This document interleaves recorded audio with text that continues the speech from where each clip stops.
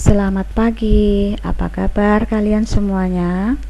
Hari ini kita akan belajar IPS. Judulnya adalah Aktivitas Manusia dalam Memenuhi Kebutuhan.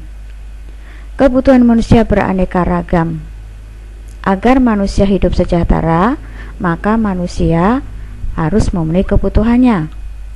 Manusia itu mempunyai dua fungsi, yaitu sebagai makhluk sosial dan makhluk ekonomi. Manusia sebagai makhluk sosial artinya manusia memerlukan atau sangat membutuhkan orang lain, tidak bisa hidup sendiri manusia. Dan manusia sebagai makhluk ekonomi artinya manusia selalu ingin memenuhi kebutuhannya demi kelangsungan hidupnya. Oke, kita lanjut. Kebutuhan manusia yang beraneka ragam ini dapat diidentifikasi, yaitu berdasarkan intensitas, berdasarkan sifat, berdasarkan waktu, dan berdasarkan subjek. Berdasarkan intensitas yaitu primer, sekunder, tersier. Berdasarkan sifat jasmani dan rohani. Berdasarkan waktu sekarang dan yang akan datang. Berdasarkan subjek individual dan kelompok. Oke, kita lanjut. Yaitu kebutuhan.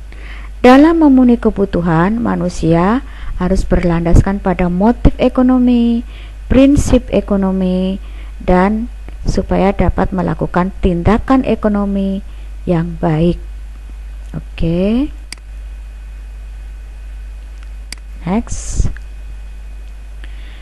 Motif ekonomi terdiri dari 4, yaitu motif kebutuhan, motif sosial, motif penghargaan, dan motif kekuasaan. Oke. Motif ekonomi adalah setiap sebab yang mendorong manusia melakukan kegiatan ekonomi. Kita lanjut. Prinsip ekonomi ini ada 2 arti, yaitu dengan pengorbanan yang sekecil mungkin untuk mendapatkan hasil tertentu dan berusaha dengan alat yang tersedia untuk memperoleh hasil yang maksimal. Oke, next. Kegiatan ekonomi. Kegiatan ekonomi adalah kegiatan yang dilakukan oleh manusia untuk memenuhi kebutuhan demi kelangsungan hidupnya.